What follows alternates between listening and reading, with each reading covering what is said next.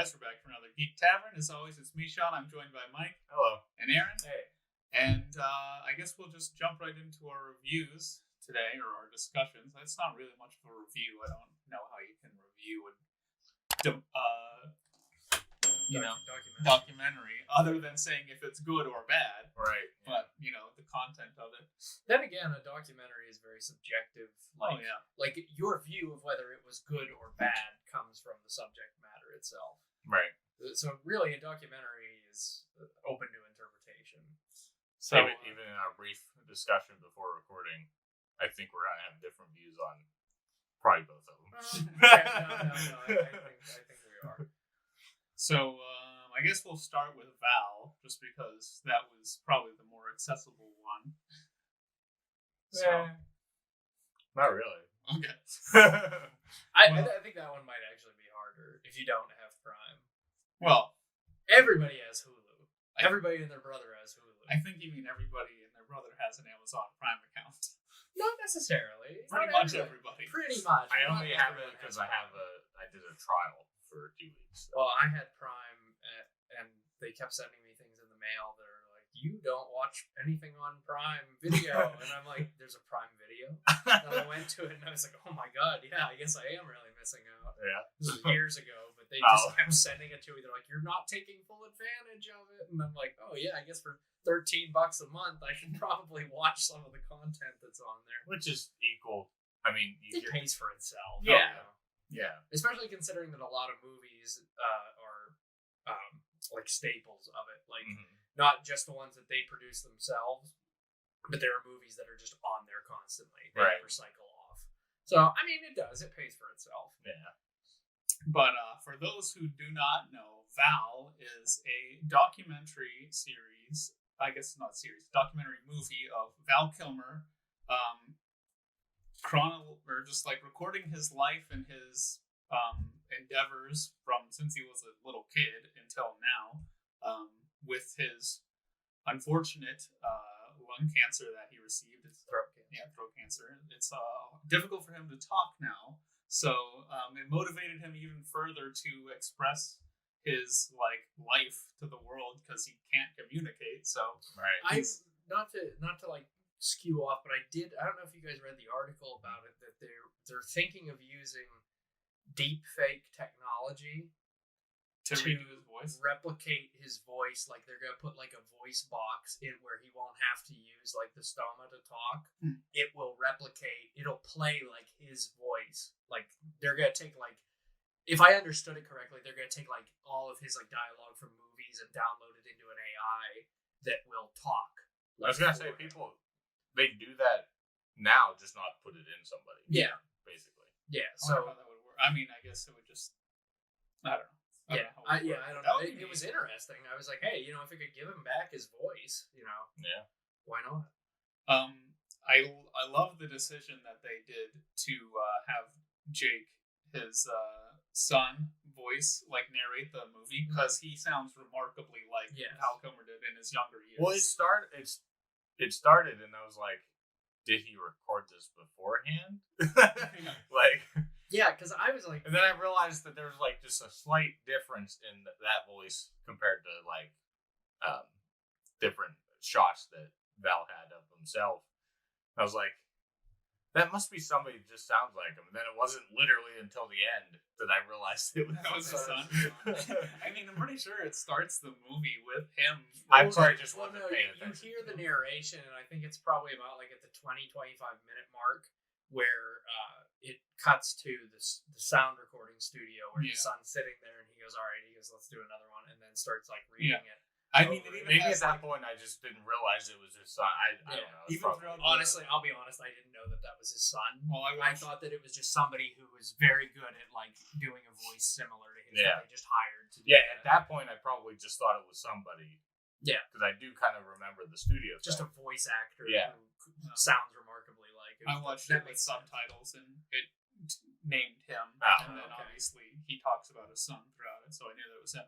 But even I was going to say, it's kind of funny you didn't recognize that it was him, because even then, whenever he's talking about Doc Holliday, he's talking about how he was a dentist or whatever, and then it cuts to him in studio was like, wait, really?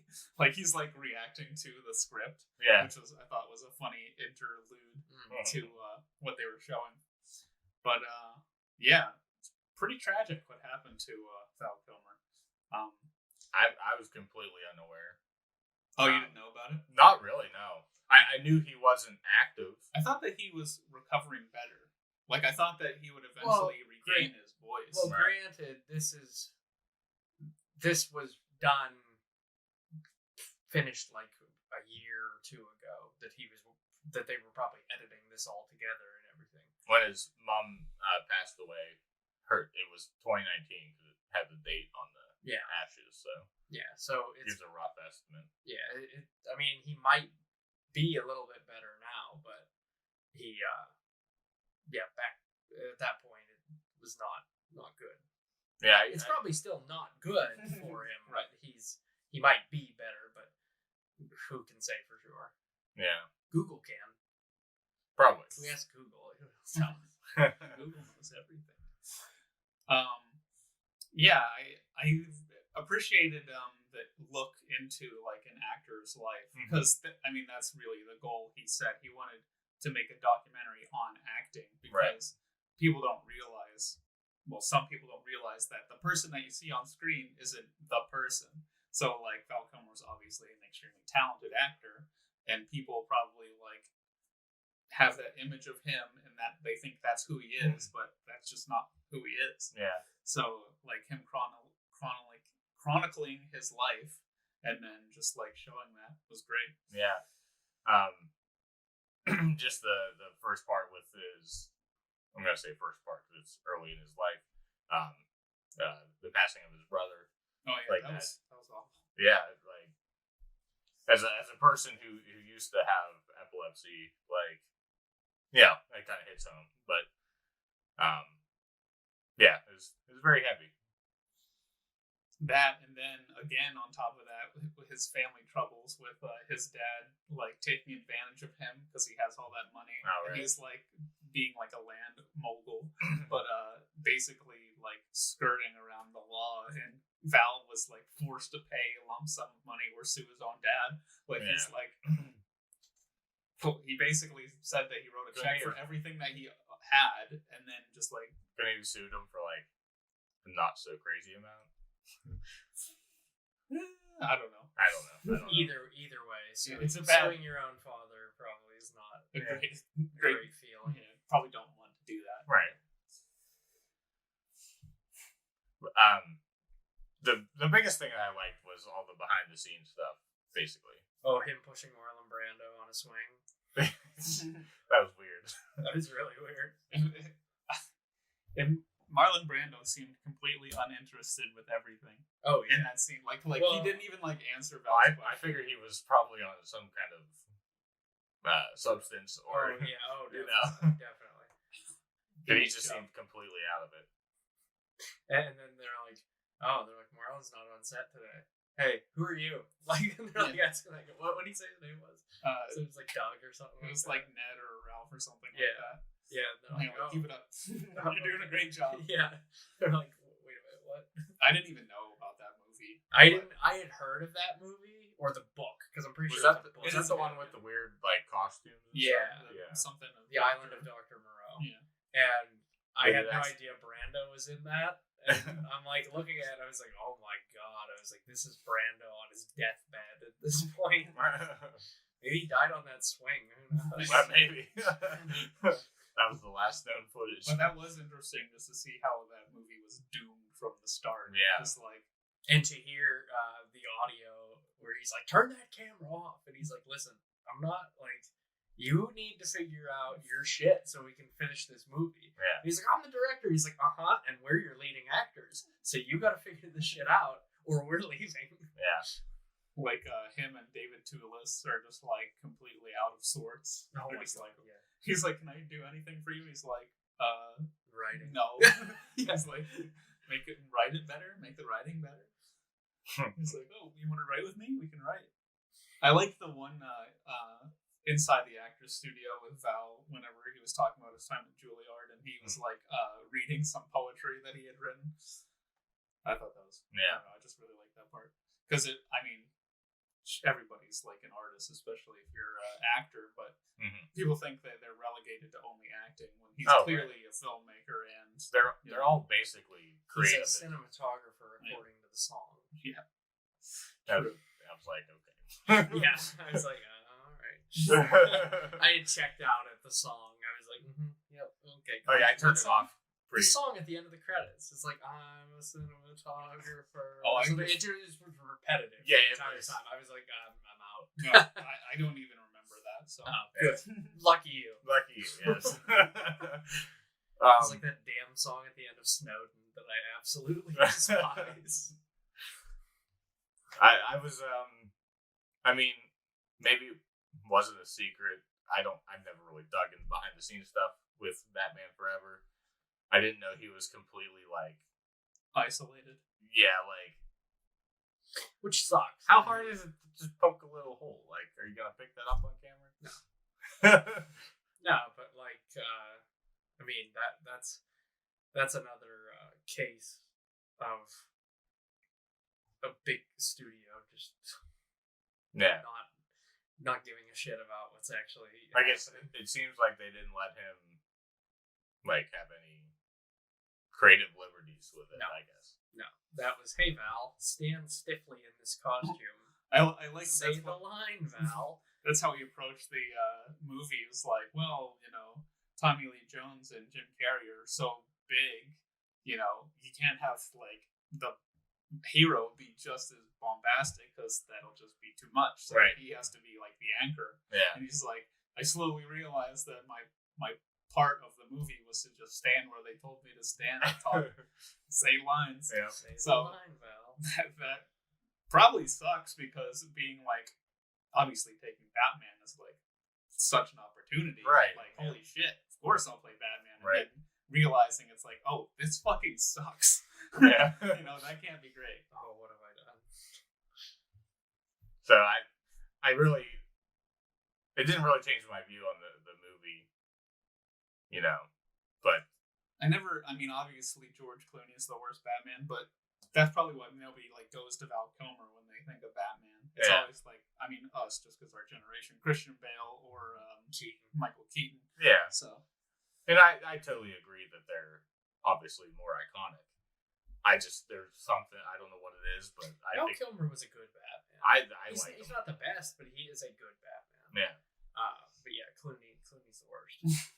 It makes you wonder because Val Kilmer mentions that he turned the second opportunity down, so it makes you wonder like how that movie would have been with Val Kilmer and not George Clooney. And that's the thing too, is all four of those movies are supposed to be in continuity with one another. Yeah. When you keep changing Batmans, Keaton probably just wanted to go on and do something different, so he didn't want to continue to play Batman all the way. Well, probably because he said of how isolated he felt because he couldn't hear anything.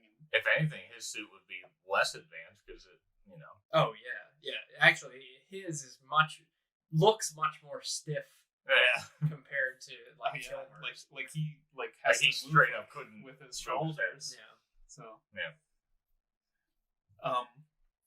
I really enjoyed the part whenever it's like the Tombstone like revival or whatever, where it's like all these people watching Tombstone and he's like signing autographs and whatever. But he's like, I feel like I'm selling an old version of myself because I'm not that guy anymore. Because obviously he's undergone such, tragedy in this transformation. Like he's clearly not the guy that is played Doc Holliday anymore. So he's like, he doesn't feel right making money off of like selling that version of himself anymore. It's better man than I. Yeah, maybe. Right. He even says he's like, I don't want to talk bad about other actors because that's how some people like make their living now. But it made me think about like, the actors that go to cons and stuff where they're like, yeah, they're making tons of money off of that. But do they feel the same way? Where it's like, well, it's kind of like a cash in at that point. Yeah. A lot of them are still working. Yeah, that's true. It's probably not the same mindset. I want to see, so obviously Top Gun has been pushed back because of the pandemic. I want to see, because he's in the movie. I want to see how his performance is, especially with the stoma and everything. Huh. Like, Wonder if or how they'll did they explain write that. Yeah, did they write it into his character? I actually thought about that today. I was like, I wonder how they're going to do that. Because, like I said, I thought that he had at least regained, like, majority use of his voice. So did I. But clearly not. So I'm interested to see. Yeah. I don't even know when that's supposed to come out anymore. Never. Let's call it theater. Straight to Amazon Prime. Yeah, let's ask the theater, see if they know. When it's Straight to supposed come out. Disney Plus. Nope, they've done away with dual releases. No, I said it's straight to Oh, Disney. Straight to Disney. Oh, it won't be released on Yeah, theaters. it's the new straight to home video. Yeah. It's just going to be straight to DVD and Blu-ray. Not even on a streaming service. Like, we got to make money somehow. But speaking of his voice, whenever it was near the end of the film, whenever he's talking about his Mark Twain, that was like really cool. Like him. Oh, that was I had no knowledge of that at all. It I didn't know about that. So like, Citizen Twain. yeah, Citizen Twain. This is clever. Yeah, Very clever. him. His voice obviously is different than what his son's is, but like. I didn't realize that his voice had changed so dramatically, like in the later part of his life, before the lung cancer, I keep saying lung cancer, throat cancer.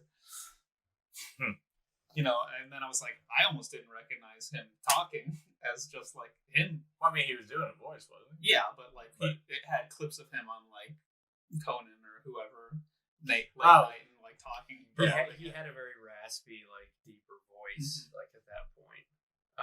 So it's probably early signs. You Honestly. could tell that Yeah. there was something going on just because of the way that his voice had changed. Maybe he's going through second puberty. You guys haven't gone through second puberty yet? Oh, just me? Oh, you're in for it, guys. Oh my god. Yeah. I think I was gonna say something about presentation, but that's from the second documentary we watched. I don't think they really had any.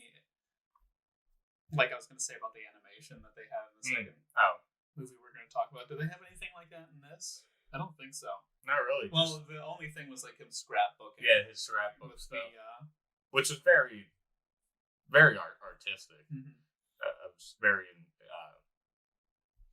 Innovative, creative, yes, something. One of those. Yeah, interesting. Anyway, He is looking pretty rough though. At least at the release of the movie, I didn't know that he looked. yeah, and I don't want to. Yeah, Disparage him, yeah. but It's just amazing how much sickness can change your outside look. Yeah. the part where he's like signing autographs at I think it's San Diego Comic-Con, and then he's like, I need to take a break. Yeah. And they like are literally have him on a wheelchair with like a blanket thrown over his head. I was like, oh my gosh. I think that's just to quickly get him. Yeah, From A to he doesn't B. want people to like, Yeah. oh, that's Val Kilmer, you know. Right. But yeah, that was rough. And then he's like, it looked like he was like in a ambulance or something. Yeah. Like he was like laying in the ambulance, and he came back. The one part that really made me feel weird was like, oh, thank you for coming back. You're a good man for coming back. It's like, what the fuck? Like, he's having health problems, and you're like, oh, Yeah. that's good for you for coming back. It's like, you're a piece of shit, buddy. Yeah. I couldn't imagine dealing with people like that. I mean, obviously, most of them. So when I picked up wasn't, on that, recently going to my first con where I actually met people, I would never be like, put this. Like they're telling them like completely what to write. Well, you know why? Because from my experience at conventions, there are guys who, and this might answer like any questions about it. Yeah. There are guys who will take comic books, first editions, up to artists or whatever. They have boxes. They're dealers, so they have boxes of these, copy after copy after copy that they get them to sign, that they're going to have graded and resell.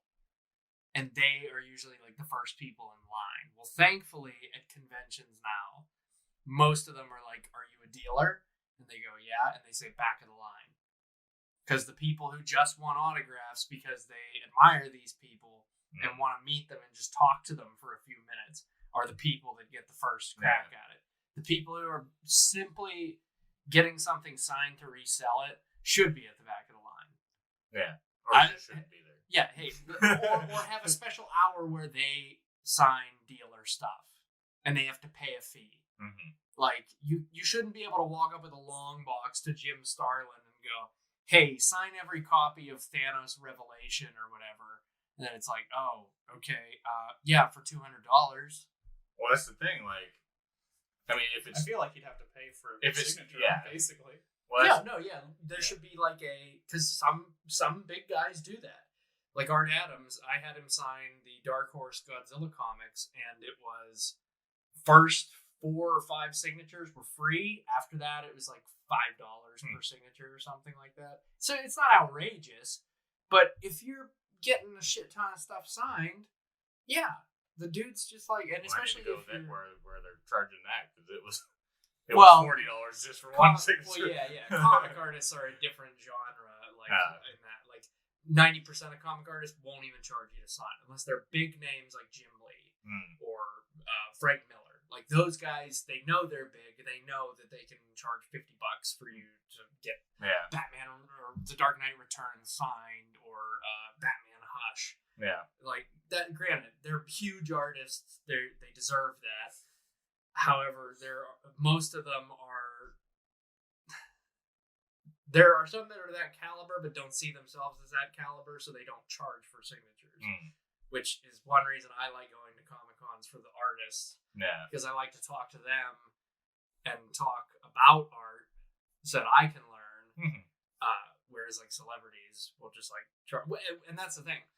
That with celebrities is they should charge people who they know that they're just going to turn around and blatantly sell this item at whatever markup cost. So if a WWE wrestler charges $40 for a signature on something, unless they know that you're not going to sell it if you get it personalized, either to you or to somebody else. Right. And I think that makes them feel a little bit better.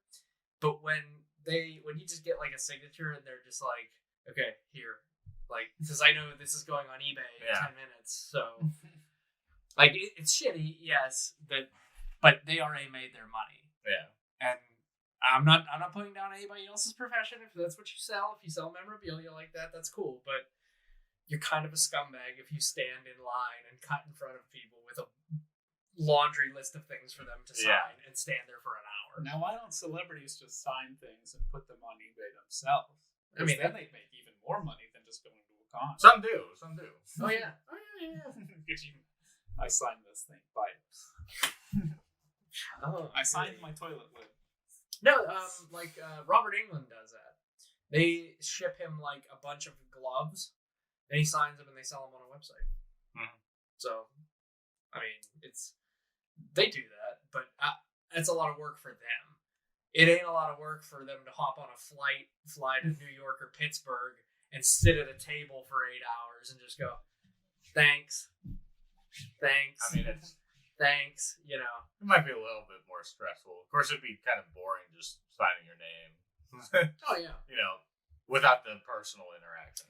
I mean, from my experience being at a convention, it's kind of fun. I like when people come up and buy something and I sign it and just have like a little conversation. It's fun.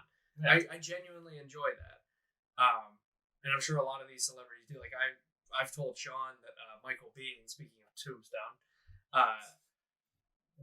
the first time I saw him at a convention, I didn't see him. Like I didn't go talk to him. He had the chair that he was sitting at his table and another chair.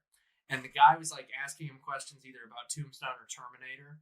And he like pulled the chair out. He's like, here, he's like, have a seat. And the guy sat down with him and he was like telling him like stories about like what, and I was like, that's a guy who loves the fans and is just like, yeah, sit down. Like, I'll tell you whatever you want to know about it. Like that's the kind of interaction that I like to see at conventions. Yeah. Does it hold up the line? Absolutely. But you're getting a genuine experience with that person that proves they're not an asshole. I mean, that's why McFoley's line was long. Yeah, because he was just talking with people. Taking several pictures. Like, you didn't pay for just one picture. You took several. Oh, yeah. Yeah. Judith, you couldn't get away from her. No. We have... Well, you don't have to worry about that with Val Kilmer because he can't talk to you. That's right.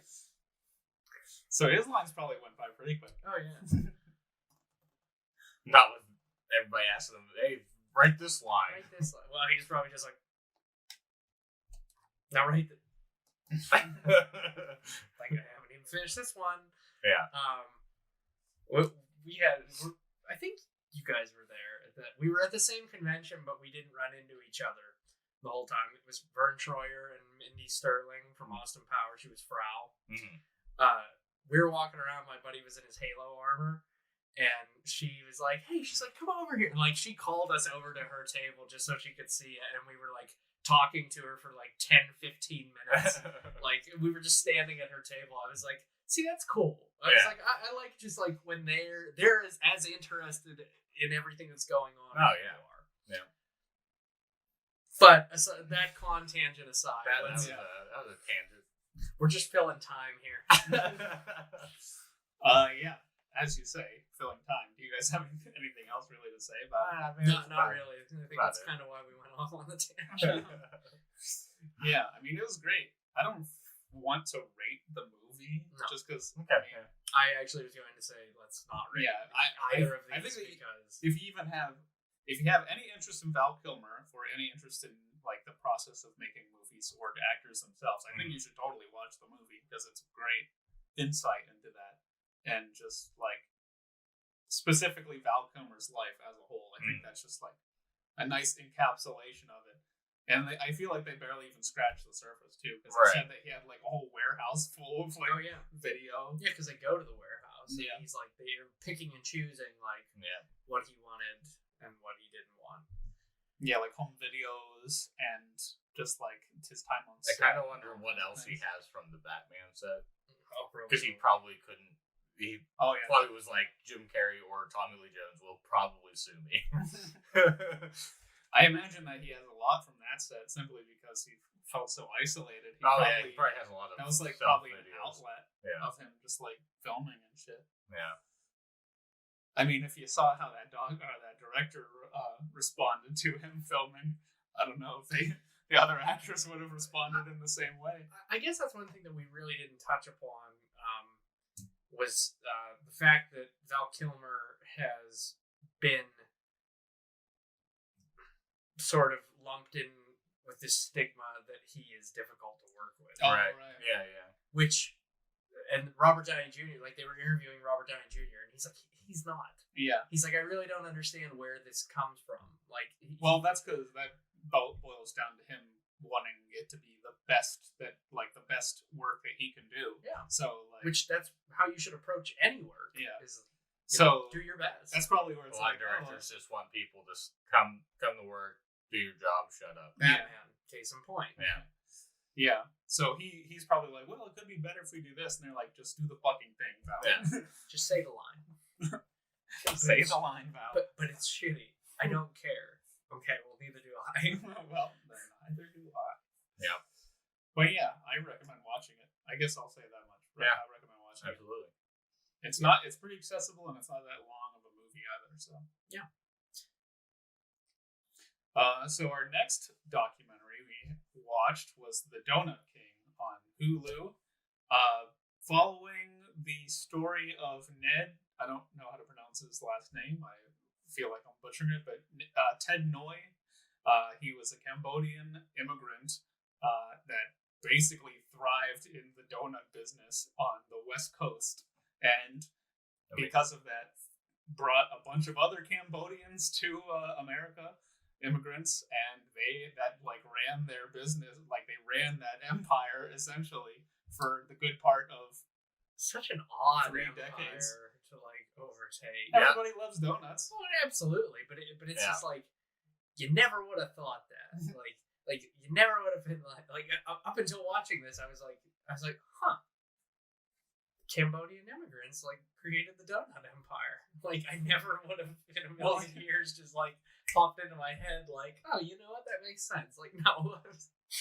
I'm sorry. No, go ahead. I didn't realize this is later in the movie, but I didn't realize that their donut boxes were like in all these movies and shit. Oh yeah, it's kind of funny how like a decision that he did to basically cut costs is such an iconic image, Right. just like the pink donut box.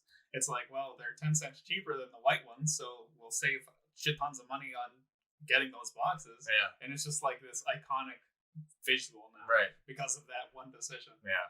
I really loved the like talking about Cambodia and like their civil war, or the war they were having during Vietnam, and just like how that forced so many immigrants into, because I mean, like, obviously I know about Vietnam, but I'm not like super well in tune Yeah, I to the don't event. know much about So like I had no idea that there was so many Cambodian immigrants and like other Asian immigrants into America at that time. Right. So I was like, oh wow. And they're like set up in these camps, and their like sponsorship program, which is basically like giving these families a home and a job so that they are able to like, you know, contribute to society and everything. And that's basically how he got all of these other immigrants to come to America, because he struck it good with the donut business, and then he's like, yeah, come and buy donuts or make donuts with me. At least he's still. I like that he was still friends with that old guy. I don't remember his name. Oh yeah, the Yeah, you 93-year-old man. Yeah. The Whitaker's Donuts or something like that. Wellman's Donuts, something like that. I forget. It starts with W. But yeah, it like just like the look into the war, and then like how like some of them talked about how they were being like they were slaves basically. Like that was crazy. And now they're like they're paid slaves. Yeah. Well, they've struck it. They've won the American dream as it is. Yeah. You know, it's really like a rags to riches type of deal with all of them. Which maybe breaking the fourth wall, like this didn't have my attention very greatly, so I might have missed parts of different things. But like, how is it legal for these kids to work at the donut shop? Oh, probably wasn't. No. But it was the 70s, so. Yeah. Oh, I took it as like. They also didn't care. I took it as like you still started now at 10 years old. I mean, yeah. I mean, that's how a lot of like family-owned businesses are. Yeah. It's like the kids will just work. Yeah. Like that's just how it is. Like Bob's Burgers. But yeah, it's basically just like that's kind of how small. I mean, they are still family-owned. You know, they're small businesses. Right. So it is kind of just like that's how it is. Your kids work, and then they take over the business, and then their kids work, and then they take over the business. I just can't imagine 10 years old working. I like how they At 4 a.m. making donuts. Right, yeah, like that too. Well, obviously you didn't have a great work ethic. What can I say? I guess not. No. Obviously, I don't wake up at 4 a.m. No. I liked how they mentioned though that kind of like the cheap labor force that they had in their family and their children kind of backfired for them, because now they had the opportunity to go to schools and get educated, and they're successful now. And now their shops majority of the shops are like run down because they don't have that like cheap labor force to keep making donuts. They have to pay people to make donuts now, which they didn't have to do back in the 70s and the 80s. Right. So now it's just like, well, that's why a lot of obviously we're not from the West Coast, but that's why all of them are run down now. I was interested in like the Donut Wars, where it was like that chain that he took over, Ted did, was like fighting with Dunkin'. I didn't realize that Dunkin' was like an East Coast thing. I didn't either, honestly. So, I didn't know that there was like territorial. I mean, I'm sure you have that with all kinds of different things. I'm sure. I just assumed that Dunkin' was all over the place. It still blows my mind that people outside of the Northeast don't know Sheets. Well, that's their loss. It is their loss. Blow up Sheets. They know Wawa in some places. They know Sheets. I've never been to Wawa in Philly. Yeah. Or different parts of Pennsylvania, anyway. There's a whole different turf war going on in Philly between Sheets and Wawa. It's a turf war we should cover. MTOs are better. I'm sorry. MTO food is better. I've like I said, never been to Wawa.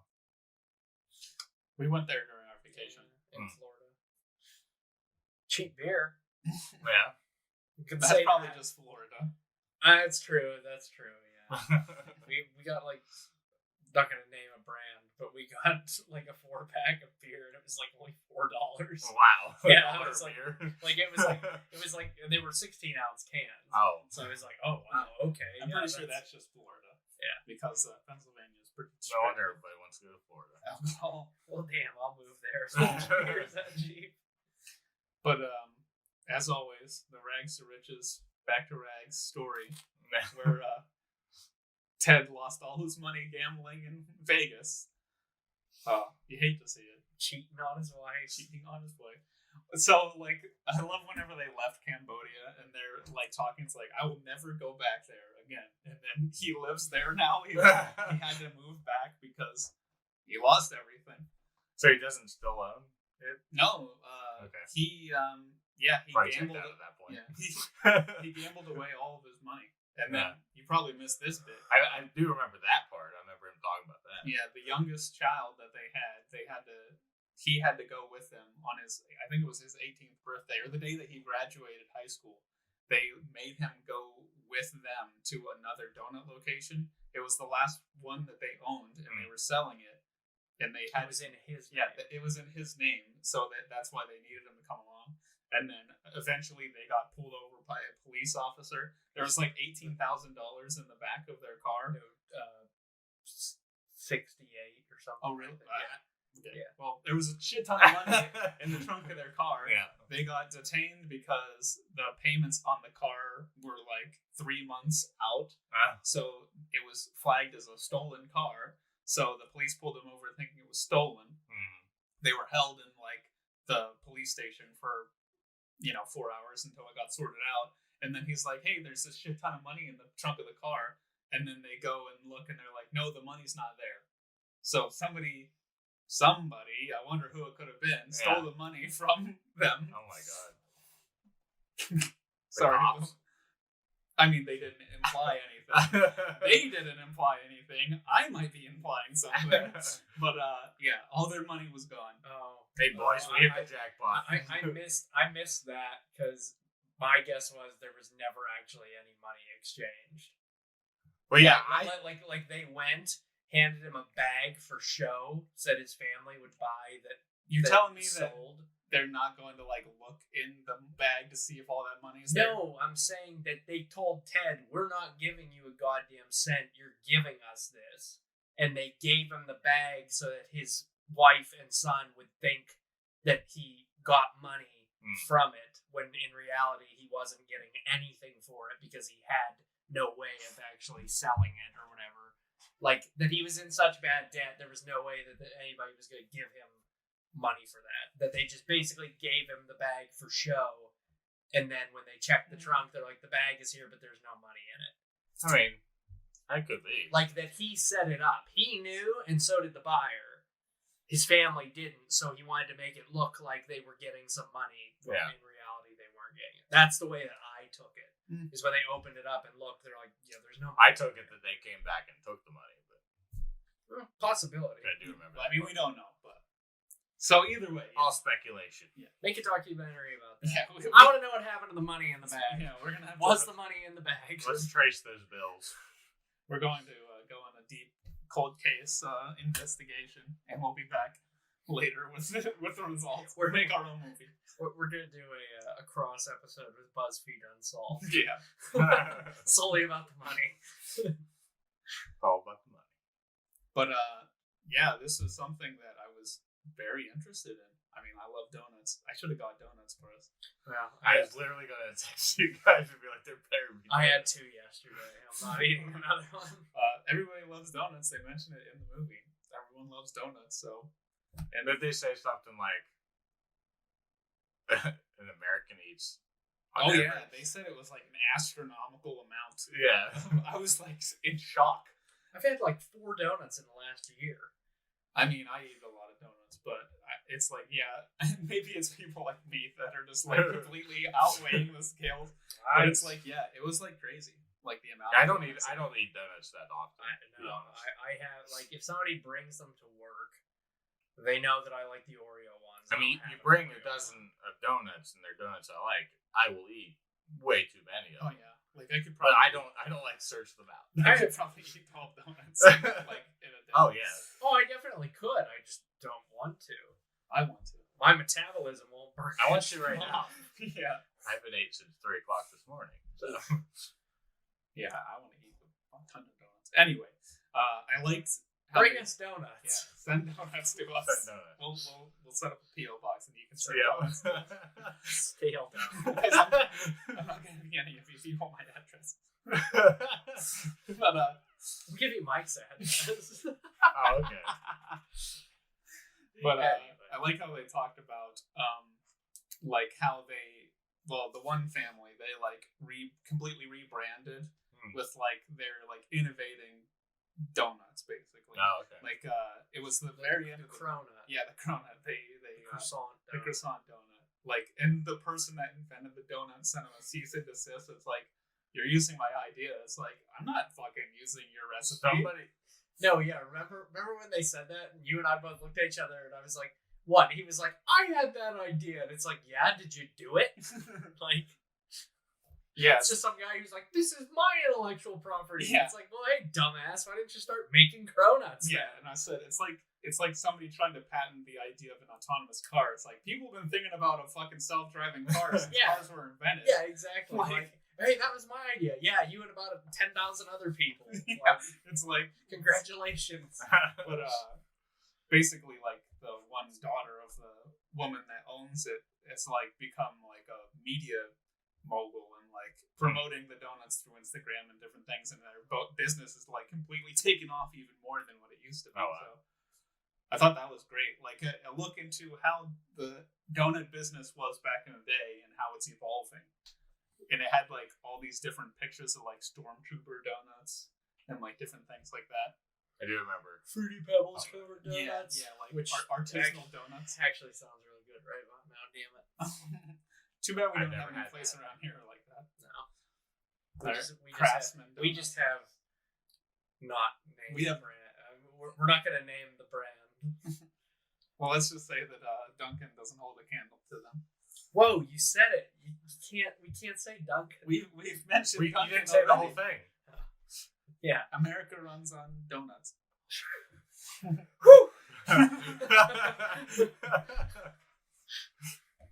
Sweating there for a second. Yeah, so like you said, you checked out of the movie. Oh yeah, like there was probably like a good, I don't know, 10 minutes. I was like, I'm done. I can't think of it anymore. I really liked it. I thought it was very insightful. It just made me extremely hungry. Oh, well, that too. But I'm hungry right now. Yes, very hungry. well, we're gonna go eat. I'm angry. That was the end. I recommend the movie. I too. It was very interesting. Maybe next time for documentaries, only one. I don't know. I think that was my problem. Did you watch them back to back? Yes. Oh, Well, therein problem. lies the problem. I mean, did one day and then the next day. I did one I did one like last week and then I don't know why I procrastinated so hard on this one.